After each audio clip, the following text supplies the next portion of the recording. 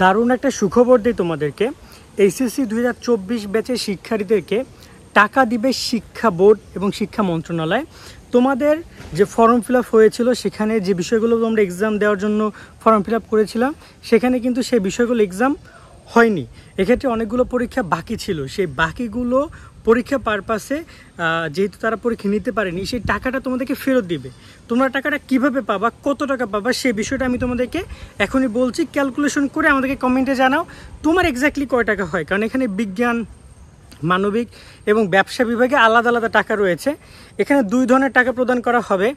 আবারও বলছি, এই লাস্ট আপডেট পর্যন্ত শিক্ষা মন্ত্রণালয় থেকে ঢাকা শিক্ষা বোর্ডের ওয়েবসাইটে এই প্রকাশিত নোটিশে এই বিষয়টি ইনফর্ম করা হয়েছে। আমি নোটিশের লিঙ্কটা বা নোটিশটা তোমরা আমার এই পাশে দেখতে পাবো, হয়তোবা সেখান থেকে দেখে নিও।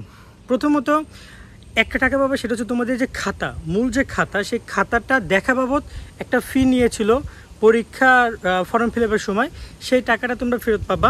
তো সেখানে তোমাদের প্রত্যেকটা পেপার, প্রত্যেকটা সিঙ্গেল পেপার, মানে ফার্স্ট পেপার, সেকেন্ড পেপার, এই পেপার পারপাসে তোমরা 40 টাকা করে দিয়েছো, 40 টাকা করে দিয়েছিলা, সে 40 টাকা পেপার পাবে। মানে এখানে আমি যদি সায়েন্সের একজন শিক্ষার্থীর ক্যালকুলেশন করি, তাহলে পদার্থ পরীক্ষা হয়েছে, রসায়ন প্রথম দ্বিতীয়, জীববিজ্ঞান প্রথম পত্র দ্বিতীয় পত্র, higher math first paper second paper, এই যে 6টা সাবজেক্ট।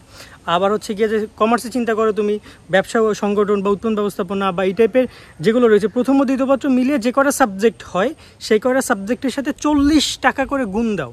ঠিক আছে, এবার সিলেট বোর্ডের শিক্ষার্থীরা বাংলা ইংরেজিকেও এখানে ঢুকাইও।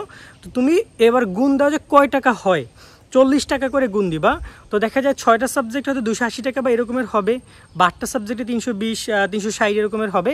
যে কয় টাকা হয় সেই কয় টাকা তুমি খাতা পারপাসে পাবা। প্রত্যেকটা বোর্ড তোমাকে খাতা পারপাসে এই টাকা প্রদান করবে, এবং এই টাকাটা তোমরা কীভাবে পাবা আমি সেটাও বলছি। সেকেন্ড আরেকটা টাকা পাবা, সেটা হচ্ছে তোমরা ব্যবহারিকের টাকা পাবা। ব্যবহারিকের টাকা বলতে তোমাদের যে সকল সাবজেক্টে ব্যবহারিক রয়েছে, এই টাকাটা চলে গেছে অলরেডি পরীক্ষা কেন্দ্রের কাছে। এই পরীক্ষা কেন্দ্র এই টাকাটাগুলো সংগ্রহ করেছে। সো এই জায়গায় পরীক্ষা কেন্দ্রকে তুমি ব্যবহারিক পরীক্ষা বাবদ তোমাদেরকে প্রত্যেকটা সাবজেক্টের প্রত্যেকটা পেপারে তোমরা 40 টাকা করে দিয়েছিলা, সে 40 টাকা তোমরা ব্যাক পাচ্ছ। তো এই জায়গায় তোমাদের 40 টাকা করে তুমি চিন্তা করো। তবে এখানে একটা কথা বলতে চাই, আইসিটির ব্যবহারিক কোনো টাকা তোমরা পাবা না, কারণ আইসিটির ব্যবহারিক পরীক্ষার নম্বরটা পরীক্ষা কেন্দ্র সরবরাহ করেছে পরীক্ষা বোর্ডকে। তো এই জায়গায় ওই সাবজেক্টে কোনো টাকা তোমরা পাচ্ছ না, এটা তোমরা 100% শিওর থাকো। নোটিসে সে ব্যাপারটা উল্লেখ করে বলে দিয়েছে যে আইসিটি ব্যতীত টাকাটা তোমাদেরকে দিবে না তারা। তো আইসিটি ব্যতীত অন্যান্য সাবজেক্টগুলো যদি আমি কথা বলি, পদার্থবিজ্ঞান রয়েছে, পদার্থবিজ্ঞান ফার্স্ট পেপার সেকেন্ড পেপার, রসায়ন ফার্স্ট সেকেন্ড, জীববিজ্ঞান ফার্স্ট সেকেন্ড, ভূগোল first second, higher math first second, কৃষি ফার্স্ট সেকেন্ড, পরিসংখ্যান ফার্স্ট সেকেন্ড, এরকমের যতগুলো সাবজেক্ট রয়েছে, সেই সাবজেক্টগুলোর ক্ষেত্রে যে টাকাটা আছে সেই টাকাটা তোমরা পাবা। এখানেও তোমরা 40 টাকা করে গুণ করো, কতগুলো সাবজেক্ট হয় ততগুলো সাবজেক্টে তুমি 40 টাকা করে ব্যাক পাবা। তো এখানে মানবিক বিভাগে শিক্ষার্থীদের টাকার পরিমাণ একটু কম হবে, আবার ব্যবসা বিভাগে একটু কম হবে। বাট সায়েন্সের শিক্ষার্থীদের অনেক টাকা ফর্ম ফিল আপে দিয়েছিল, এখন অনেক টাকায় ফেরত পাবা।